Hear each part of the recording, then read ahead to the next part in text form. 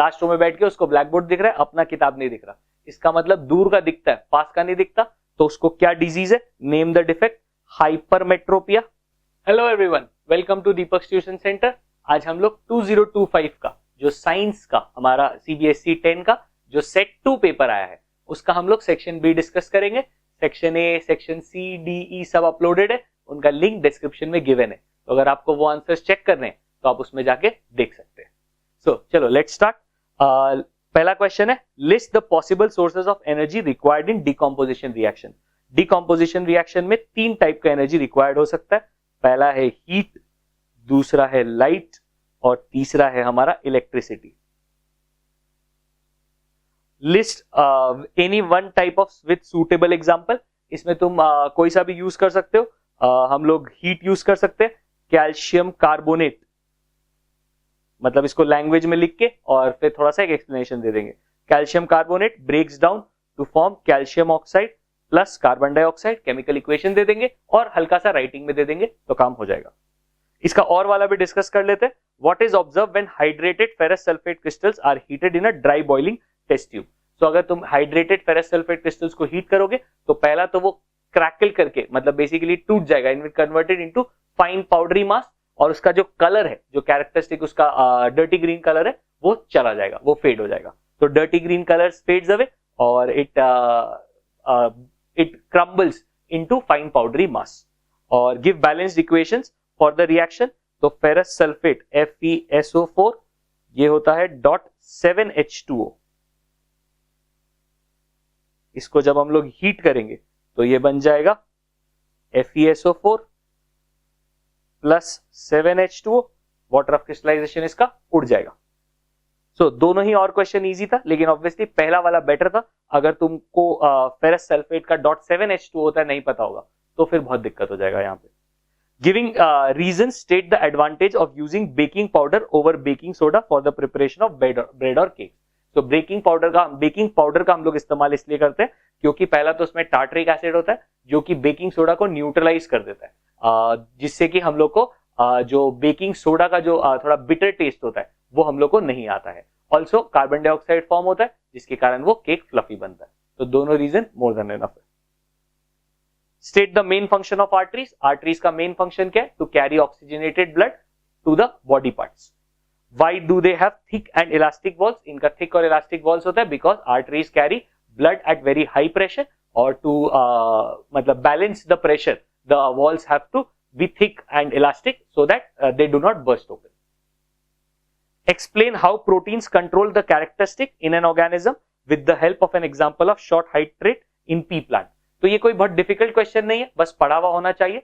जो हम लोग का प्रोटीन है ये हमारा कंट्रोल करता है। फॉर एन एग्जांपल एंजाइम्स है जो कि प्रोटीन होते हैं, हार्मोन्स है जो कि प्रोटीन होते हैं। ये हमारा जैसे प्लांट्स में हार्मोन्स होते हैं जो कि ग्रोथ कंट्रोल करते हैं। तो अब जो जीन है वो हम लोग को बताएगा। तो सपोज एक जीन में कोडेड है कि वो plant has to be a short height, तो वो हार्मोन ही कम प्रोड्यूस होगा एंड ऑटोमेटिकली उसका हाइट कम प्रोड्यूस होगा, उस प्लांट का हाइट कम होगा, वो शॉर्ट प्लांट रह जाएगा। अगर ये हार्मोन टॉल का होता, जीन टॉल प्लांट का होता, तो फिर हार्मोन भी ज्यादा प्रोड्यूस होता, एफिशिएंटली प्रोड्यूस होता और ऑटोमेटिकली वो प्लांट टॉल हो जाता।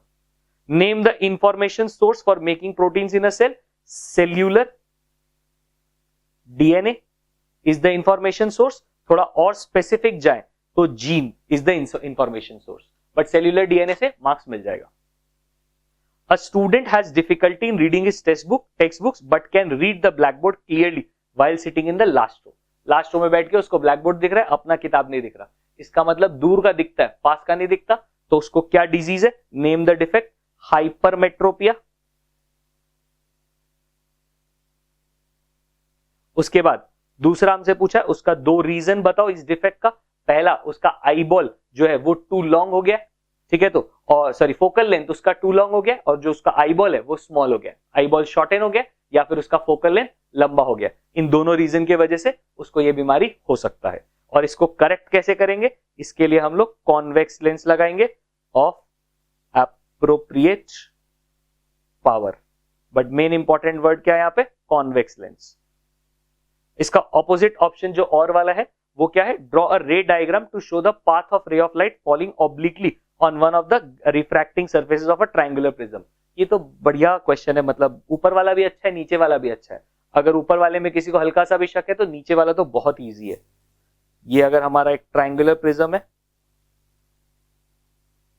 तो यहां पे एक हमारा रे ऑफ लाइट है जो ऑब्लिकली उस पर फॉल कर रहा है, ये ऐसे पैरेलल जाएगा और फिर ये यहां से इमर्ज आउट हो जाएगा, और उसके बाद हम लोग यहां से इसका डॉटेड लाइन बनाएंगे, इसका यहां से डॉटेड लाइन बनाएंगे। ये जो होगा इसको हम लोग बोलेंगे एंगल ऑफ डेविएशन, मैं शॉर्ट फॉर्म लिख रहा हूं। और यहां पे हम लोग को नॉर्मल बनाना होगा, बिकॉज विदाउट नॉर्मल तुमको कैसे पता कि लाइट रे कहां बेंड किया। यहाँ पे थोड़ा सा लेबलिंग कर देना, इंसिडेंट रे, रिफ्रैक्टेड रे, एंगल ऑफ इंसिडेंस एक्सेट्रा, तो आराम से 2 मार्क्स तुमको स्कोर हो जाएगा।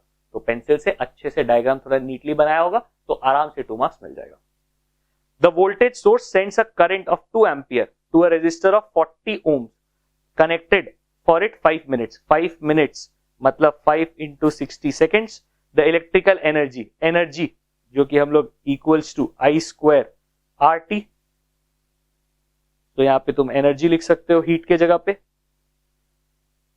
I स्क्वायर मतलब 2 square 4 into R which is 40 into 5 into 60, so that will give me 48,000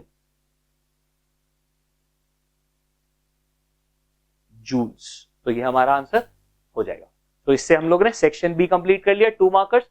बहुत ही इजी क्वेश्चंस दिया है, एक दो थोड़ा बहुत ट्रिकी दिया है, लेकिन इट वाज गुड।